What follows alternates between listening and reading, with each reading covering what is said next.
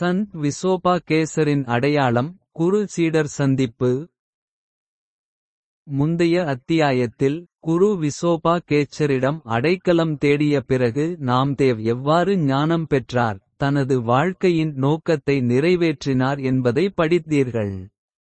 அதாவது ஒரு மனிதன் பிறப்பதற்கான அடிப்படை இலக்கு. சுய உணர்தல் அடையப்பட்டால் அது ஒரு வரம். இல்லையெனில் ஒரு நபர் தனது வாழ்க்கையின் நோக்கத்தை ஒருபோதும் உணரமாட்டார். முழுமையற்ற வாழ்க்கையை வாழ்ந்த பிறகு இந்த பூமியை விட்டு வெளியேறுகிறார். அறியாமையில் இருக்கும் ஒரு உடலின் நிலை அணைந்த விளக்கைப் போன்றது. ஆனால் அது குருவின் ஒளிரும் விளக்குடன் தொடர்பு கொண்டவுடன் அதுவும் ஒளிர்கிறது. குருவைச் சந்திப்பது கடவுளிடமிருந்து கிடைத்த ஒரு பெரிய ஆசீர்வாதம்.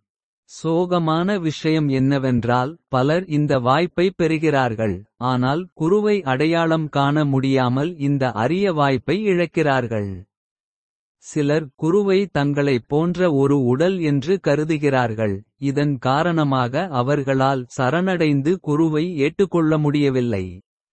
இந்த அருளை இந்த நபருக்கு வழங்க நாம் கடவுளிடம் பிரார்த்தனை செய்ய வேண்டும். ஓ கடவுளே, குரு என் வாழ்க்கையிலும் வரட்டும். அந்த குருவை நான் அடையாளம் காண முடியும்படி செய்வாய். ஒரு குருவை எப்படி அடையாளம் காண்பது? ஒரு குருவுக்கு ஒரே ஒரு அடையாளம், ஒரே ஒரு அளவுகோல் மட்டுமே உள்ளது. அவருடன் தொடர்பு கொண்டு அவரது போதனைகளை ஏற்றுக்கொள்வதன் மூலம் நம் வாழ்க்கை மாற்றமடைந்து ஆனந்தமயமாகிறது. நாம் இருளில் சத்தம் இருந்து விழிப்புணர்விற்கு மௌனம் நகர்கிறோம். நம் எண்ணங்கள் தூய்மையாகவும் நேர்மறையாகவும் மாறுகின்றன. பின்னர் நாம் ஒரு உண்மையான குருவை கண்டுபிடித்துவிட்டோம் என்பதை புரிந்துகொள்கிறோம். குருவின் போதனைகள் நமது சொந்த அனுபவமாக மாறியவுடன் நம் வாழ்க்கை மாறும். நாம் மகிழ்ச்சியால் பொழிவோம். நம் வாழ்க்கையை பார்த்து நம்மைச் சுற்றியுள்ளவர்கள் கூட அவரை இவ்வளவு மாற்றியமைத்ததை அவர் கண்டுபிடித்தாரா? நாம் கண்டுபிடிக்க வேண்டும் என்று கேட்பார்கள். இந்த வழியில் உங்கள் வாழ்க்கை மற்றவர்களுக்கு உத்வேகத்தின் ஆதாரமாக மாறும். அவர்களை உண்மையுடன் இணைக்கும்.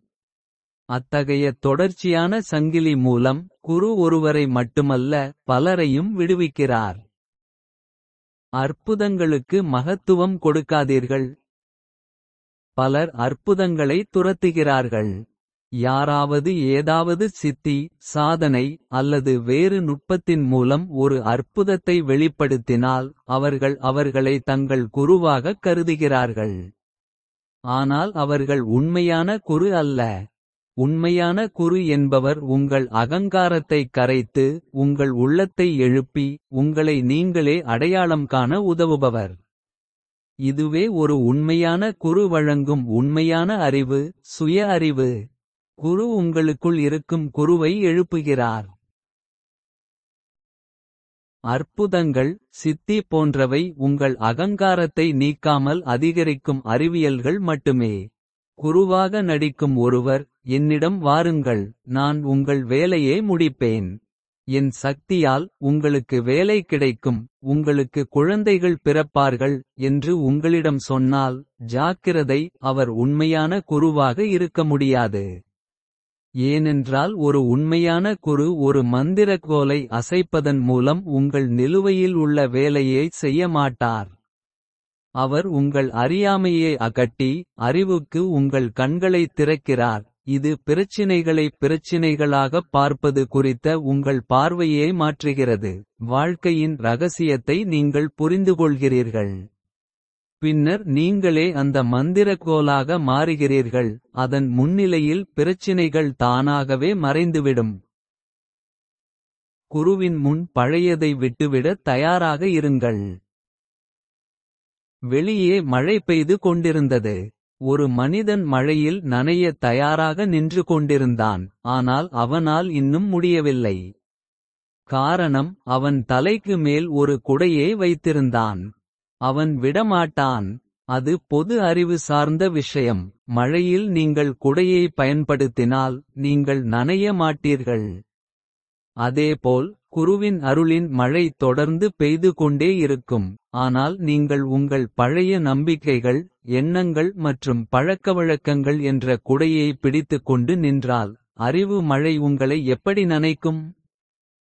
ஒரு குருவிடமிருந்து அறிவைப் பெறுவதற்கு ஒரு சீடனுக்கு இருக்க வேண்டிய முதன்மையான தகுதி. பழையதை விட்டுவிட்டு புதியதை ஏற்றுக்கொள்ளத் தயாராக இருப்பதுதான்.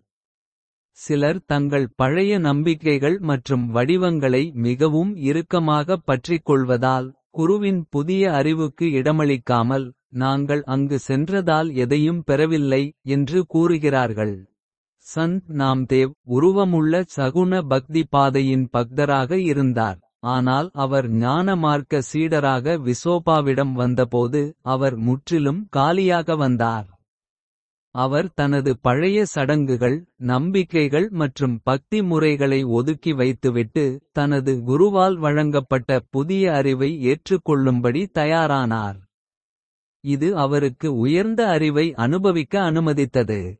நீங்கள் பழைய சிந்தனையை விட்டுவிட விரும்பவில்லை என்றால். எந்த குருவும் உங்கள் கண்களிலிருந்து அறியாமையின் கண்மூடித்தனத்தை அகற்ற முடியாது.